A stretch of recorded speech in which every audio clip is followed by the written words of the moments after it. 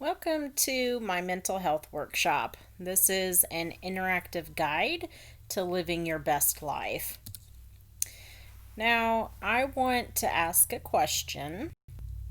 Have you ever experienced abuse, physical, sexual, or emotional abuse? Have you ever been diagnosed with diabetes, asthma, or hypertension? Or maybe you have been prescribed medications to treat acne, or you've been given medication for corticosteroids. Have you ever had a conflict with a family member or friend, or experienced a death or a loss? Have you ever started a new job, graduated high school or college? Have you ever got married or had kids? Have you ever moved to a different house or experienced divorce or lost a job or income? Have you ever experienced serious illness or substance abuse? I can almost guarantee that each one of you has experienced one or more of these situations in your life. And this makes you at greater risk for the top two mental illnesses in the United States, which are depression and anxiety. Now, if in these experiences you relate closer to depression, where you have felt increased fatigue or sleeping problems, or it just takes you a long time to go to sleep, or you have an irritability in men, which I think that's really funny, but that is one of the symptoms of depression. If you've had a change in appetite where you want to eat more or you want to eat less, which will in cause have a change in weight where you'll either gain weight or lose weight. If you've had uncontrollable emotions or you're even looking at death, then you could have experienced depression. Now, on the opposite side, if you have symptoms of anxiety, then when those situations in life come, when those curveballs came your way, you could have experienced excessive worrying or irrational fears, just feeling agitated or mad all the time. You could be restless, where you just can't sit down, you want to go, go, go. You could also experience fatigue, or on the other hand, insomnia, where you can't sleep at all. You could have a difficulty concentrating at work or school. Your muscles could be tense. This usually happens in your neck and shoulders. You could also experience panic attacks, or you want to avoid social situations. You don't want to hang out with friends. And those things that make you happy, they just don't make you happy at that moment. So, for this exercise, I'm going to relate closer to depression.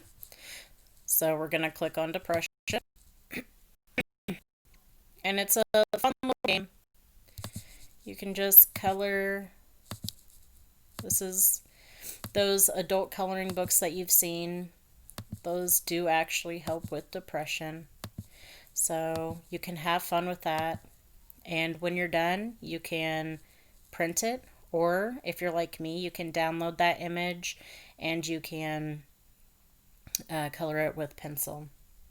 Now, that's a simple exercise you can do when feeling mild depression.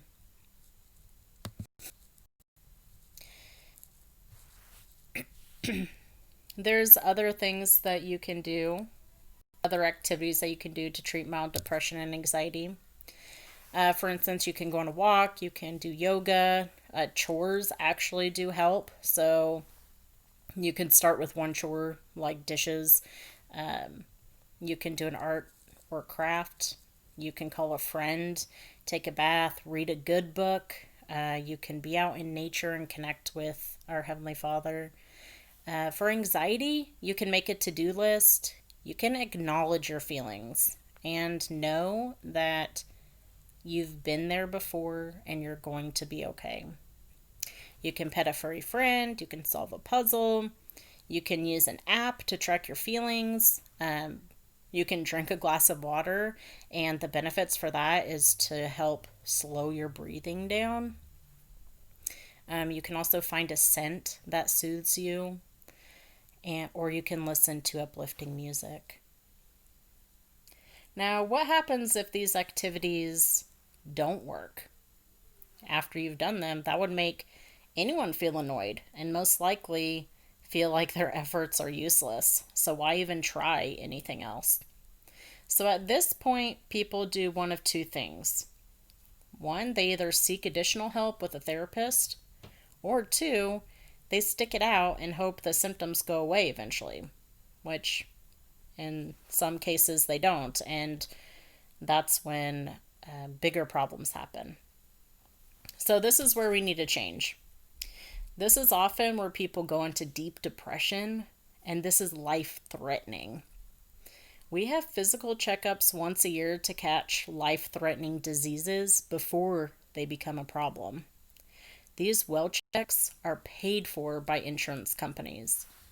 So, doesn't it just make sense to have well checkups with a therapist once a year to check our mental health? This would end the stigma that mental health is for the weak.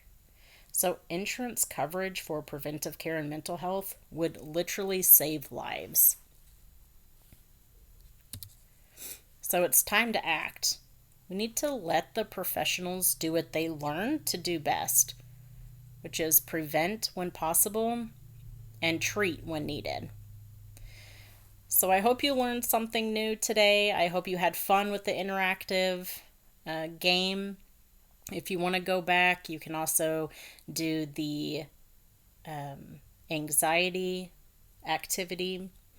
And to learn more about what we're doing at the SAM Foundation, click or call. And I hope you have a great day.